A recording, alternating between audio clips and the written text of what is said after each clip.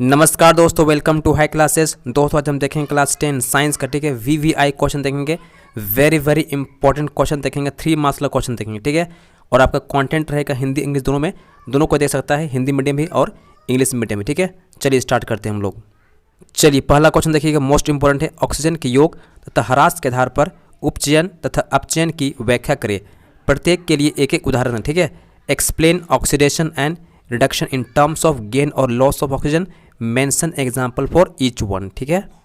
इसका आंसर देखिए पहले हिंदी में, उसके बाद अंग्रेजी में, ठीक है। उपचयन देखिएगा, वे अभिक्रियाएं जिसमें किसी अभिकारक में ऑक्सीजन का योग अर्थात वृद्धि होता है उसे उपचयन कहते हैं, ठीक है। उदाहरण के लिए जैसे आप देखिए एग्जाम्पल, ठीक है। यहाँ पर देखिए, यहाँ कॉपर है, ठीक है, ये अभिकारक है। लेकिन अब यहाँ देखिए उत्पाद में इस कॉपर में क्या जुड़ गया, ऑक्सीजन जुड़ गया, ठीक है। मतलब यहाँ वृद्धि हो गया है किसका, ऑक्सीजन का, ठीक है। तो यही कहलाता है उपचयन, ठीक है, जिसमें वृद्धि होता है ऑक्सीजन का, ठीक है। बस सिंपल आपको यहीं पर याद रखना है, ठीक है। इसी तरह आप देखिए यहाँ पर H2 है, ठीक है, हाइड्रोजन है। लेकिन अब यहाँ देखो उत्पाद में क्या हो रहा है, H2O जुड़ जा रहा है, ठीक है, इसमें O जुड़ जा रहा है, ठीक है। मतलब यहाँ क्या हो रहा है, ऑक्सीजन में वृद्धि हो रहा है, यानी उपचयन हो जा रहा है, ठीक है। अब आगे देखिएगा अपचयन, ठीक है, वे अभिक्रियाएं जिसमें किसी अभिकारक से ऑक्सीजन का ह्रास होता है, यानी ऑक्सीजन हट जाता है, ठीक है, उन्हें अपचयन कहते हैं। उदाहरण के देखिएगा, यहाँ पर देखिए अभिकारक में कॉपर ऑक्साइड है, ठीक है। लेकिन अब देखिए उत्पाद में सिर्फ क्या बच जाएगा, कॉपर रह जाएगा, ठीक है, सिर्फ कॉपर रहेगा। यानी यहाँ से O जो था ना हट गया, ठीक है, उसी को बोलेंगे हम लोग क्या, अपचयन कह देंगे, ठीक है। बस आपका सिंपल आपको यही याद रखना है, ठीक है। अब इसका आंसर देखिए अंग्रेजी में, ठीक है। Oxidation, addition of oxygen to a substance is called oxidation, that is the gain of oxygen is called oxidation, ठीक है। अब यहाँ देखो रिएक्टेंट साइड क्या है, सिर्फ कॉपर है, ठीक है, सिर्फ कॉपर है। लेकिन आप देखो प्रोडक्ट साइड क्या जुड़ गया है, O जुड़ गया, ठीक है। मतलब यहाँ क्या हो गया, इसका ऑक्सीडेशन हो गया, ठीक है। इसका आगे देखिएगा, in the above reaction oxygen is being added to copper, hence it get oxidize to copper oxide, ठीक है। आगे देखिएगा रिडक्शन, ठीक है, removal of oxygen from a substance is called reduction, that is the loss of oxygen is called reduction, ठीक है। अब यहाँ देखिए रिएक्टेंट साइड क्या है, कॉपर ऑक्साइड है, ठीक है।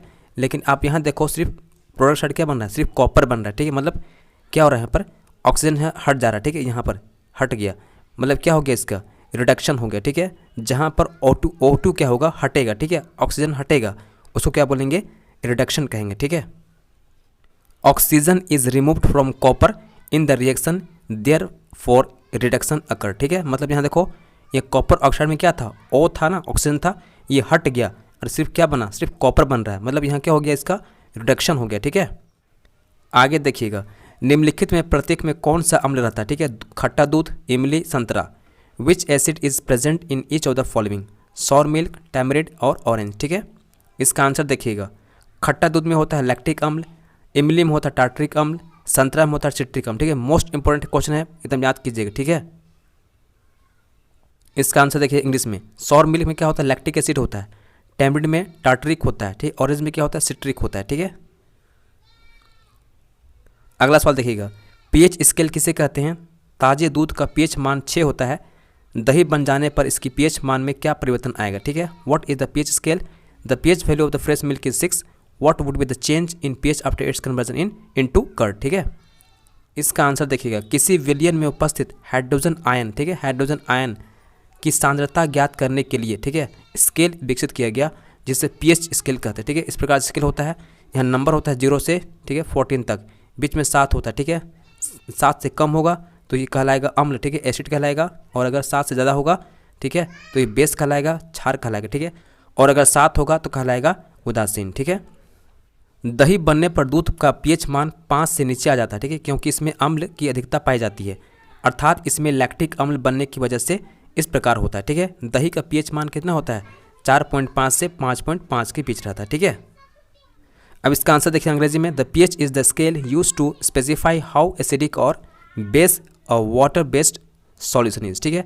एसिड होगा तो लेस देन 6, बेस होगा तो 6 से ज़्यादा, न्यूट्रल होगा तो 7 होगा, ठीक है। When milk changes into curd the pH value will change, the pH value of milk is 6 since it is acidic in nature. When the milk is converted into curd due to the action of bacteria, lactic acid is formed which is more acidic in nature. Therefore, the pH value of the milk is reduced as it turns to curd. ठीक है, next question देखिएगा, most important है, समजात श्रेणी क्या है, उदाहरण से समझाएं। ठीक है, what is homologous series, explain with an example. ठीक है, इसका आंसर देखिएगा, यौगिकों की ऐसी श्रृंखला जिसमें कार्बन श्रृंखला में विस्तृत हाइड्रोजन को एक ही प्रकार का प्रक्रियात्मक समूह प्रतिस्थापित करता है उसे समजात श्रेणी कहते हैं। इसके दो क्रमागत सदस्यों CH2 ग्रुप का अंतर होता है। ठीक है, मोस्ट इंपोर्टेंट पॉइंट है। जैसे एल्केन का सामान्य सूत्र कितना होता है, CnH2n+2 होता है। अगर n के जगह में, ठीक है, 1 हो गया, 2 हो गया, 3 हो गया, इस प्रकार वैल्यू पुट करोगे, ठीक है, n के जगह में, तो आपको मिलेगा CH4, C2H6, ठीक है, C3H8, ठीक है, C4H10, इस प्रकार वैल्यू मिलेगा।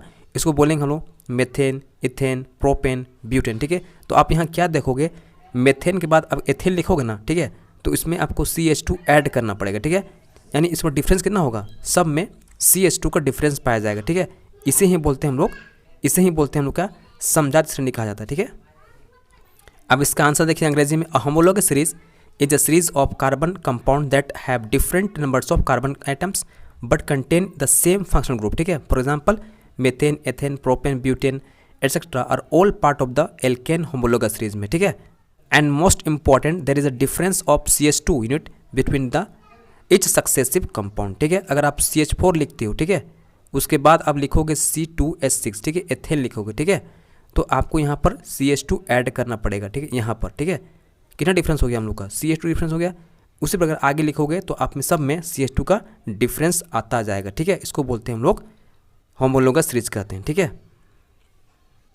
अगला सवाल देखिएगा, भू संपर्क तार का क्या कार्य है, धातु के आवरण वाले विद्युत साधितों को भू संकर्पित करने की आवश्यकता क्यों पड़ती है। ठीक है, what is the function of the earth wire, why it is necessary to earth metallic appliances. ठीक है, इसका आंसर देखिएगा, भू संपर्क तार हरे रंग के विद्युत रोधी आवरण से ढकी रहने वाली वह सुरक्षा तार है जो घर के निकट भूमि के भीतर बहुत गहराई पर दबी धातु की प्लेट से संयोजित रहती है। ठीक है, यह तार विद्युत धारा के लिए अल्प प्रतिरोध का चालन पथ प्रस्तुत करती है।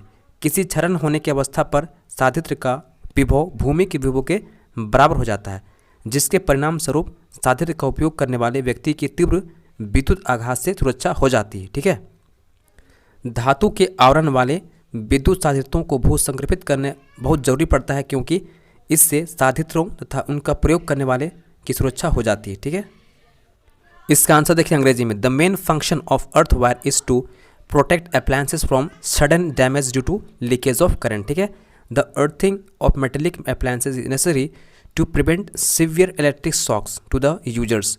The metallic body of electric appliances is connected to the earth wire so that any leakage of electric current is transferred to the ground। ठीक है, अगला सवाल देखिएगा, मानव वृक्क में मूत्र क्षरण क्रिया को समझाएं। ठीक है, discuss the urine filtration process in human kidney. इसका आंसर देखिएगा, मानव वृक्क की वृक्क नलिकाओं के बोमन कैप्सूल में रक्त क्षरण क्रिया होती है। ठीक है, वहाँ से रक्त उत्सर्जित पदार्थ जल के साथ संग्राहक नलिका से होते हुए मूत्राशय तक पहुँच जाते हैं। ठीक है, इस प्रकार मानव वृक्क में मूत्र क्षरण क्रिया संपन्न होती है। ठीक है, उसके बाद आपको यहाँ पर किडनी का जो डायग्राम दिया गया NCERT में उसको बनाना ज़रूरी है। ठीक है, तभी आपको फुल मार्क्स मिलेगा। मैं आप लोगों के लिए बायोलॉजी का, ठीक है, जितना भी डायग्राम है, ठीक है, सबका अलग वीडियो लाऊंगा। ठीक है, इसलिए आपको बिल्कुल चिंता करने की जरूरत नहीं पड़ेगा। ठीक है, अब आगे देखिए इसका अंग्रेजी में। ठीक है, the nephron work through a 2-step process, the glomerulus filter your blood and the tubules returns needed substances to your blood and removes wasted. Each nephron has a glomerulus to filter your blood and a tubule that returns needed substances to your blood and pulls out additional waste। ठीक है, इतनी ही आपको लिखना है, और उसके बाद आपको NCERT जो डायग्राम दिया गया है किडनी का उसको बनाना जरूरी है। ठीक है, तभी पूरा इसका आंसर क्लियर होता है। ठीक है, अगला सवाल देखिएगा, वेरी वेरी इंपॉर्टेंट क्वेश्चन। ठीक है, प्रतिवर्ती क्रिया और प्रतिवर्ती चाप में क्या अंतर। ठीक है, mention difference between reflex action and reflex arc. ठीक है, इसका आंसर देखिएगा, प्रतिवर्ती क्रिया उद्दीपन के प्रति कार्यकर अंगों की अचेतन और अनैच्छिक अनुक्रिया को प्रतिवर्ती क्रिया कहते हैं। उदाहरण, गर्म वस्तु छू जाने पर हम तुरंत अपना हाथ हटा लेते हैं। ठीक है, ये क्रिया तुरंत होती है। ठीक है, अपने आप होती है, उसको बोलते हैं प्रतिवर्ती क्रिया। ठीक है, ऐच्छिक क्रिया नहीं है, अनैच्छिक क्रिया। ठीक है, प्रतिवर्ती चाप देखिएगा, प्रतिवर्ती क्रिया में आवेगों के गमन मार्ग को ही प्रतिवर्ती चाप कहा जाता है, ठीक है। इसके कई भाग होते हैं, जैसे ग्राही अंग हो गया, संवेदी तंत्रिका हो गया, प्रेरक तंत्रिका हो, ठीक है। उसके बाद आपको एनसीईआरटी डायग्राम दिया है, ठीक है, किसका, प्रतिवर्ती चाप का, ठीक है, उसको बना दीजिएगा, ठीक है, आपका पूरा फुल मार्क्स मिलेगा। अब इसका आंसर देखिए अंग्रेजी में, reflex action and reflex arc. Reflex action is an involuntary action, ठीक है, by the body. Reflex is an action generated by the body in response to the environment. Reflex arc are formed in the spinal cord itself, although the information inputs goes on to reach the brain, ठीक है। उसके बाद आपको diagram बनाना है reflex arc का, ठीक है, जो आपको एनसीईआरटी में दिया गया ना, उसको बनाना है। अगला सवाल देखिएगा, नर तथा मादा जनन हार्मोनों के नाम एवं कार्य लिखिए। Write name and function of the male and female sex hormone, ठीक है। अब इसका आंसर देखिए, नर हार्मोन टेस्टोस्टेरोन, ठीक है, इसका कार्य क्या होता है, शुक्राणु का निर्माण करना, ठीक है। मादा हार्मोन एस्ट्रोजन एंड प्रोजेस्टेरोन, ठीक है। एस्ट्रोजन कार्य क्या होता है, द्वितीयक लैंगिक लक्षणों का विकास एवं जनन शक्ति का विकास करना। और नेक्स्ट देखिए प्रोजेस्टेरोन, ठीक है, इसका कार्य क्या होता है, भ्रूण के विकास में सहायक और भ्रूण के पोषण में सहायक होता है, ठीक है।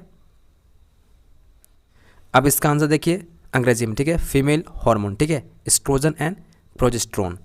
एस्ट्रोजन देखिए helps in the maturation of the eggs and plays and effects fallopian tubes, vagina, uterus etcetera. अब देखिएगा प्रोजेस्टेरोन, ठीक है, helps development of embryo and nutrition, ठीक है। मेल हार्मोन टेस्टोस्टेरोन, इसका फंक्शन क्या होता है देखिएगा, help in the development of prostate and testis. It also affects muscular development and body hair, ठीक है। अगला सवाल देखिएगा, मोस्ट इंपॉर्टेंट क्वेश्चन है, मेंडल के प्रयोग से कैसे पता चला कि लक्षण प्रभावी और अप्रभावी होते हैं, ठीक है।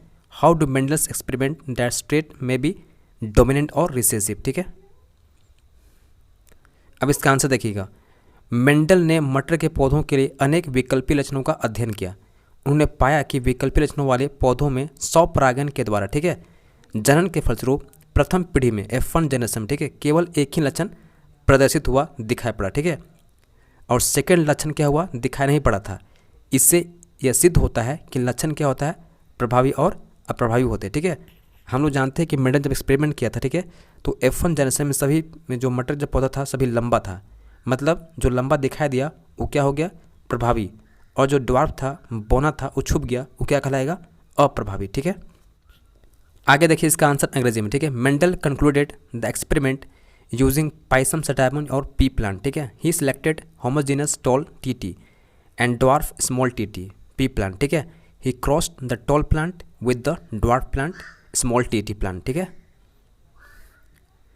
It was observed that F1 generation are all tall plants, thus it was concluded that the gene causing tallness is the dominant, ठीक है, while the gene causing dwarfness is recessive. The trait expressing itself in the hybrid is the dominant one, ठीक है। Mendel ने जब experiment किया था P plant को लेकर, ठीक है, तो हम देखे थे F1 जनरेशन सभी क्या था, टॉल था, ठीक है। जो टॉल था वो क्या था, डोमिनेंट था, जो दिखाई पड़ा, ठीक है, और जो छुप गया, जो बौना था, ठीक है, जो ड्वार्फ था वो छुप गया था, उसको क्या बोलेंगे, रिसेसिव कहेंगे, ठीक है। तो दोस्तों अगर वीडियो अच्छा लगा होगा तो प्लीज़ लाइक कीजिए, शेयर कीजिए और चैनल को सब्सक्राइब करना मत भूलिए, ठीक है। मिलते हैं नेक्स्ट वीडियो में, धन्यवाद, जय हिंद।